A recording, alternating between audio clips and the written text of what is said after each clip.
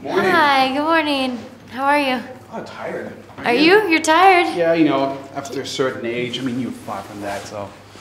Well, age has nothing to do with your ability to be tired, let me assure you. Okay, great. Wait, but when did you not sleep last night? No, I just got into bed, like, I think around 4 or something like that, but it's all right, it's all right. Did you go out on a Thursday night? You totally went to a discotheque, didn't you? I didn't, but it's actually cute that you said, like, discotheque. But let's not talk about me. I mean, it's like, I'm glad to meet you finally, because I have to say, I was very pleasant surprised, and I thought that you and Ansel were great in Fault in Our Stars, or Thank you. Das Schicksal ist ein mieser Verräter. That's the German title for it. Wow. And so you can understand, like, when I saw like the first part, like Divergent, I wasn't really so sure really what to think of, and I was like, all right, maybe this is like another demographic. And then I saw this part, and I will say again, I was very pleasant surprised. What I really didn't understand is how come that you talents are separated. Usually, you know, in order just to save some time, you just got the talents like in one room all together. But then even at the press conference, apparently you have a gender issue. That the press conference was like just either all the women or all the men. Is that on purpose or just a coincidence?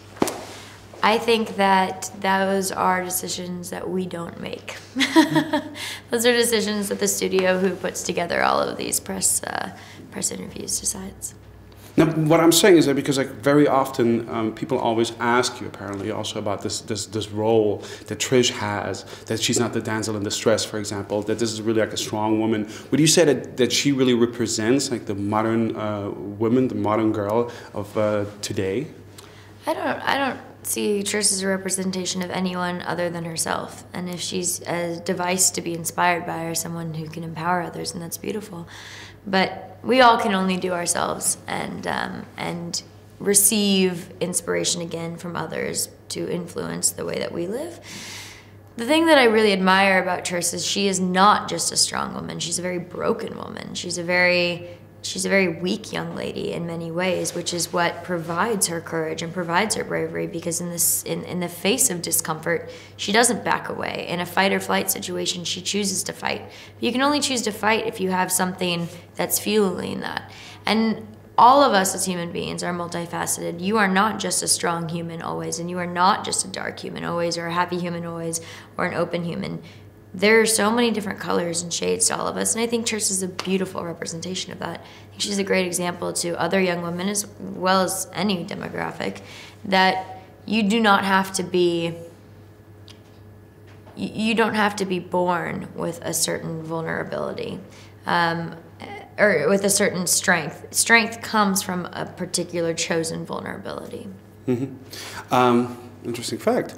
Also, like this one thing that I asked a couple of other actors prior that were in the situation that they've been like in different relations, like let's say like Ansel, you've been with him like in the Fault in Our Stars, together you were like a couple. This time you're siblings. I understand that there's enough time sometimes just to get through it, so as an actor that's your job. But in this movie, for example, there's this one scene where you're fighting yourself. How difficult is that? Doesn't it take you to be a bit schizophrenic in order just to be convincing, for that matter? To go from being evil you and good you fighting against yourself. You see it on the house where you're having that fight with with yourself. I mean, I understand this, but that must be quite complicated, or is it just because I'm not an actor, I see it as being complicated? No, that scene was definitely intricate to film, simply because it was so technical.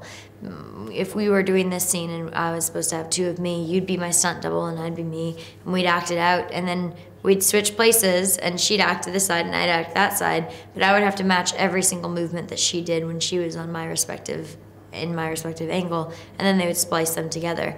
So technically it just was monotonous and took a long time to do.